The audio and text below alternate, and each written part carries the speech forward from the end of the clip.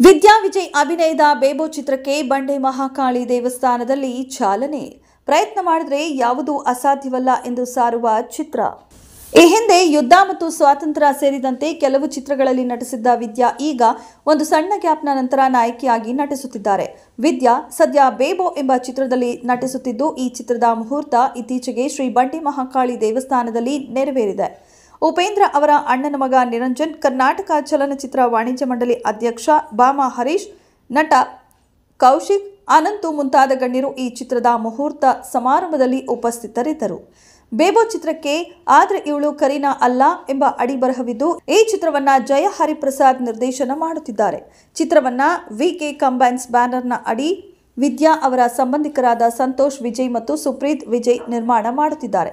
ಚಿತ್ರಕ್ಕೆ ವಿ ಮನೋಹರ್ ಅವರ ಸಂಗೀತ ಸಂಯೋಜನೆ ಮತ್ತು ಸುರೇಶ್ ಚಿಕ್ಕಣ್ಣ ಅವರ ಛಾಯಾಗ್ರಹಣವಿದೆ.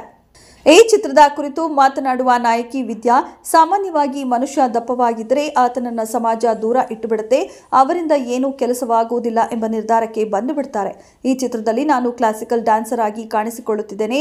ಮನಸ್ಸು ಮಾಡಿದ್ರೆ ಹೆಚ್ಚು ತೂಕವಿರುವವರು ಜೀವನದಲ್ಲಿ ದೊಡ್ಡ ಸಾಧನೆ ಮಾಡಬಹುದು ಎಂದು ಹೇಳುವ ಚಿತ್ರವಿದು. ಈ ಚಿತ್ರದಲ್ಲಿ ನನ್ನ ತಾಯಿಯಾಗಿ ರೇಖಾ ದಾಸ್ ಅಭಿನಯಿಸಿದರೆ, ರಾಧಾ ರಾಮಚಂದ್ರ ಆಧುನಿಕ ಅಜ್ಜಿಯಾಗಿ ಕಾಣಿಸಿಕೊಂಡಿದ್ದಾರೆ. ಚಿತ್ರದ ಮೂಲಕ ಅನಿಲ್ ಮತ್ತು ಸೂರ್ಯವರ್ಧನ್ ಎಂಬ ಇಬ್ಬರು ಹೊಸ ನಾಯಕರನ್ನ ಪರಿಚಯಿಸಿದ್ದೇವೆ ಎಂದರು. ಇಲ್ಲಿ ಚಿತ್ರದ ನಾಯಕಿ ಪುನೀತ್ ರಾಜ್ಕುಮಾರ್ ಮತ್ತು ಬಾಲಿವುಡ್ ನಟಿ ಕರೀನಾ ಕಪೂರ್ ಅವರ ದೊಡ್ಡ ಅಭಿಮಾನಿಯಂತೆ. ಕರೀನಾ ಕಪೂರ್ ಅವರನ್ನ ಅಭಿಮಾನಿಗಳು ಪ್ರೀತಿಯಿಂದ ಬೇಬೋ ಎಂದು ಕರೆಯುತ್ತಾರೆ. ಇಲ್ಲಿ ನಾಯಕಿಯ ಹೆಸರು ಮಹಾಲಕ್ಷ್ಮಿ. ಆಕೆಗೆ ಕರೀನಾ ಕಪೂರ್ ಅಂದ್ರೆ ಬಹಳ ಇಷ್ಟ. ಅವರಂತೆ ಜೀವನದಲ್ಲಿ ಆಗಬೇಕು ಎಂದು ಕನಸು ಕಾಣ್ತಿರ್ತಾಳೆ. ಹಾಗಾಗಿ ಆಕೆಯ ಗೆಳತಿಯರು ಆಕೆಯನ್ನ ಬೇಬೋ ಎಂದು ಕರೆಯುತ್ತಾರೆ. ಅದೇ ಕಾರಣಕ್ಕೆ ಚಿತ್ರಕ್ಕೆ ಈ ಹೆಸರಿಟ್ಟಿದ್ದೇವೆ ಎಂದರು. ಇನ್ನು ನಿರ್ದೇಶಕ ಜಯ ಹರಿಪ್ರಸಾದ್ ಮಾತನಾಡಿ, ಇದೊಂದು ನೃತ್ಯದ ಕುರಿತಾದ ಚಿತ್ರ.